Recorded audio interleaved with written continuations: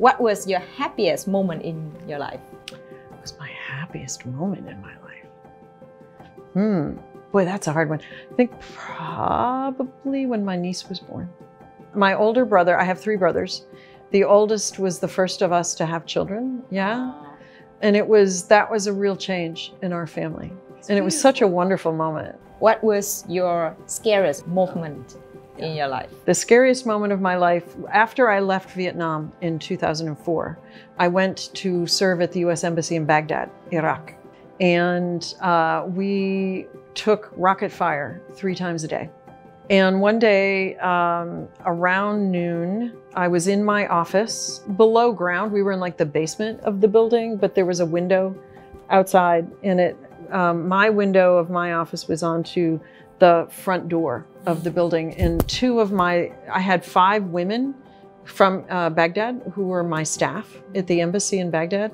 And they were standing outside on the phone with a colleague who was studying in the United States. And rocket fire came in. And I didn't hear anything. And I thought they had died. I thought these beautiful, bright women that worked for me were dead. And they were running for the door. They had dropped the phone and they were fine. But there is no worse moment in your life than thinking about the people that you are responsible for have been hurt. It was terrible. And happily, it never happened again. But that was the worst moment I think I've ever had. What does the word leadership mean to you? Responsibility.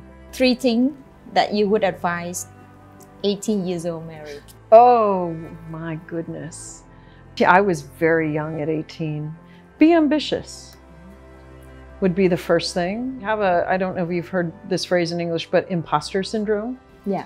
Right? Where you feel like, no, they can't possibly think it's me, right? I am very guilty of that frequently. So be ambitious, be courageous.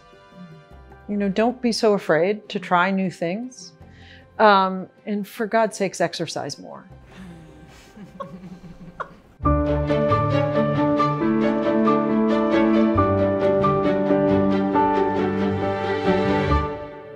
Tôi tên là C Damour. Tôi là Tổng Lãnh sự quan Hoa Kỳ tại thành phố Hồ Chí Minh. Tôi ở đây 1 năm rưỡi rồi. So you are here in Vietnam 1 year and a half as a U.S. Consul General. May I ask that was it always your dream or like your plan to become a diplomat? How did you choose to this career? Yeah. Actually, no. And what's ironic about that, I never planned to become a diplomat, but the university that I went to, a lot of the students in the government and foreign affairs department, which I studied in, eventually joined the Foreign Service, but I was one of the people who did not. But it was while I was in graduate school, I was studying international relations and with a focus on Southeast Asia, because I had no idea what I wanted to do, but I really enjoyed both the region and international relations in general. And while I was studying, my grandmother arranged for the 2 of us to go on a tour of Bangkok, Bali, and Singapore. Now, at the last minute, unfortunately, my grandmother's health didn't allow her to go, but I did go. And it was really my first time outside of the United States, other than a quick trip to the islands outside the US. And when I was in Bangkok, this is back in 1991, so no smartphones, no Google Translate, right? I couldn't talk to anyone. I'm walking down the street in Thailand, in Bangkok, and I want to ask questions about the culture, about the food, and I couldn't speak to anyone, because the level of English wasn't yet what it is today in Bangkok. And that was really frustrating. And I thought, well, maybe I do want to join the Foreign Service in the United States government because they'll teach me the language of the country that I'm going to, right? And it was really a surprise that right before I left the United States to go on my first tour, which oddly enough was in West Africa, I went and visited my grandmother, to say thank you for having inspired me to join the Foreign Service. And she said that when she was in university, she had wanted to be a diplomat. Wow. Yeah, this is way back in like the early 1930s when not a lot of women went to university, right? So my grandmother was at a very good school and she was chosen by her class to accompany a visiting U.S. ambassador who was coming to talk about the Foreign Service to the students at the university. And so she was walking around with him saying, you know, and told him that she wanted to be a diplomat. And he looked at her and he said, "You're not rich and you're not a man. You should find something else to do." Oh. So she did. She became an English teacher and then she got married and had children. And so I'm here, possibly because grandmother didn't become a diplomat. But it was really, I think it made her feel very good that she had inspired me to do it, even if she had never told that story until I had already joined the Foreign Service. That's really fascinating. It was. I Seemed was like very you pleased. Continue her dream Exactly. to be a diplomat. Exactly. How you felt about that when you listened to what she shared about her story? She was told that because she's a woman and not rich. That is, you know, it was very sobering, and it makes you realize how much the world has changed and how many more opportunities I have today because of the choices that women made before me, right?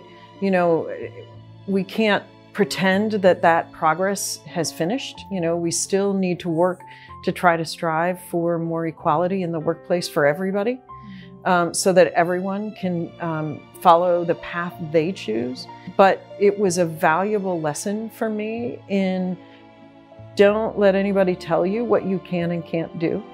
I also listened to your sharing that before that you was here before. Yes. Like in 2002, if I remember correctly. It's like 19 years ago. I know. Could you share with me what was the most memorable experience for you during that time? One of the most memorable moments was my arrival at Tan Son Nhat Airport, my first time in Vietnam. And you know, you're always very excited, but you're also very nervous when you come to a new country because you're not entirely sure what to expect.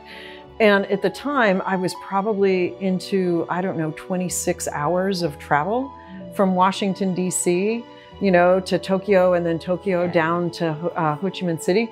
And so it's 11:30 at night at Tan Son Nhat Airport, and there's, you know, hundreds of people coming off the plane. So I get in line, and there's the gentleman from customs looking very stern, you know, with his uniform on and his hat. And he takes my passport. So it says Kentucky, USA on my passport for birthplace. And he looks down at my passport and he looks at me. And he looks at the passport and he looks at me. And he says, KFC. And it took me a moment and I just started laughing. I'm like, yes, Kentucky Fried Chicken. That's where I was born. Exactly. And I knew I was going to like Vietnam. Wow. From that moment. But, you know, I was here for 2 years only. It was only from 2002 to 2004. And when I got back to the United States at the end of my tour, I told everybody this was the favorite place I had been. So as a senior diplomat living in another country like Vietnam, is there any challenge that you are having, or also opportunity too, right? So can you share that with us? I think any career you select has challenges and opportunities. This career in particular has some challenges because you are almost always living somewhere else, right? For example, I did my first tour in West Africa and my second tour in Europe, and 2 of my grandparents died in those 4 years, and I was not able to get home for the funeral. You miss a lot of birthdays, you know, you miss some weddings, you miss those landmark moments of your family. And being a single woman can be a challenge in this job because you're never in one place long enough to establish relationships. Right. So you have to recognize the potential sacrifices that you make. But on the other hand, I feel a great sense of privilege every time I walk into the U.S. Consulate General, because I take a great deal of pride in representing the government and the people of the United States to the government and the people of Vietnam, right? When you think about the relationship that we've had now for going on 26 years, it's a remarkable story of 2 countries that were at war. Who made a deliberate decision to become friends and to become partners. So I feel a great deal of pride going to work every day. I have fantastic colleagues who are, you know, Saigonese or from all over Vietnam who work at the Consulate General. I have wonderful American colleagues who work with us, and it's a real pleasure You know, it's a wonderful thing to wake up in the morning excited about going to work. I think the key word that I listen from your sharing is the people. Yeah. So important, because I always believe that these are the key for everything. Yes. And it seems like you really enjoy working with people. I do. I'm a natural extrovert, you may have noticed. Yeah. That's the core of it, right? Diplomacy is the art of talking to people. Yeah. You have to be honest, right? You have to be honest about who you are, because they need to be able to trust you. There's a saying in English that I actually hate, and it's a diplomat is a good man sent abroad to lie for his country. But that's the exact opposite of what is true, right? Because the moment you lie, you lose all your credibility. And that is what we have as diplomats. We have our credibility about what we say is true, what we say is real. Because how do people make good decisions based on lies? Yeah. Right? You have to have good information. You have to have good understanding. So integrity is probably the most important quality for me, of a diplomat of any nationality. You have to have the integrity to explain yourself, and you have to have the integrity to tell your headquarters what is actually happening, even if the answer is not very popular. The other thing I think you absolutely have to have is adaptability. You have to be able to adapt to the circumstances that you're living in. You have to be able to adapt to the needs of the people you're working with. And then you have to be able to adapt so that you can understand the language and the culture and the experience of the country that you're living in. Do you have any definition about a good leader for yourself, and why you have that definition? Yeah. My definition of a good leader is somebody who has integrity and takes care of their people. So to go back to that focus on people, I am here, but even when I'm not the person in charge, I want to make sure everyone I work with feels safe and feels like they can contribute to the best of their abilities. You know, in any job, you want to show how good you are, yeah? And we do nothing without the team. If you are not taking care of your team, you are not a good leader. What are the impact that you think that a good leader can create? To be a good leader, care about the team member, care about the people around them, can have on other people? Well, I think first and foremost, they inspire the people around them to do their very best, right?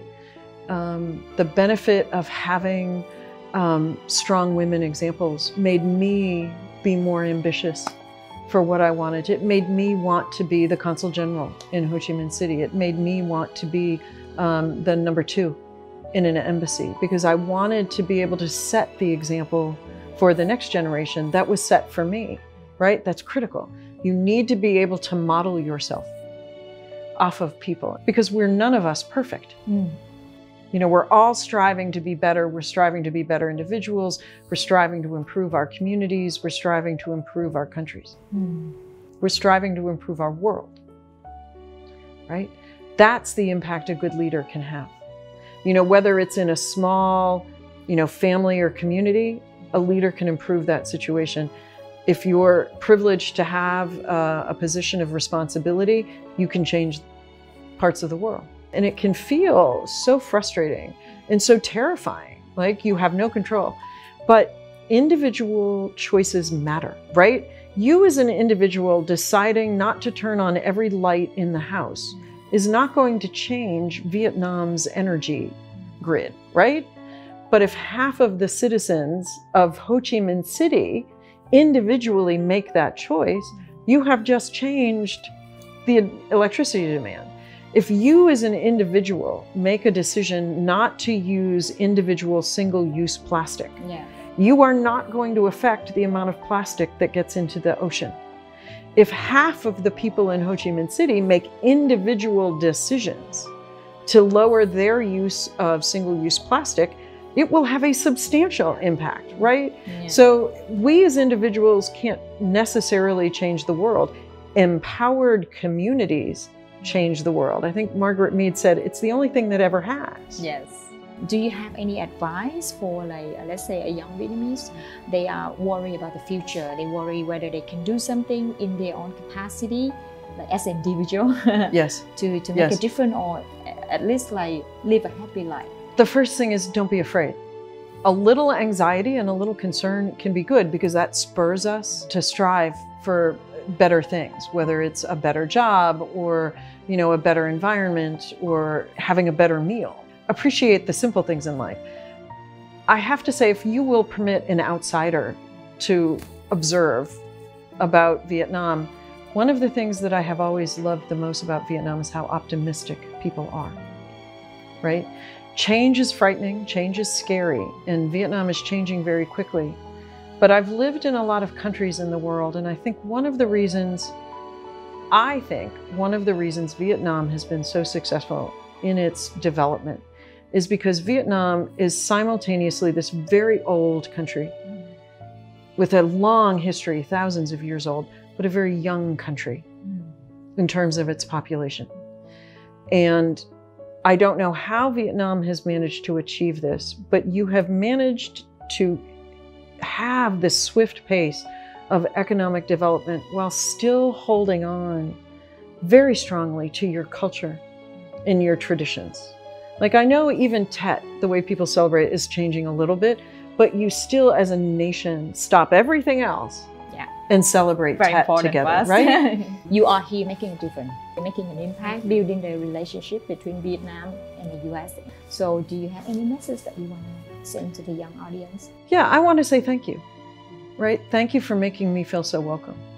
Thank you for being so interested in the United States. Thank you so much for being an interesting place to work. And thank you for staying interested in being part of the relationship between the United States and Vietnam, because, you know, my tenure here is 3 years. Somebody else is going to come in behind me, but I am never going to leave the US-Vietnam relationship behind.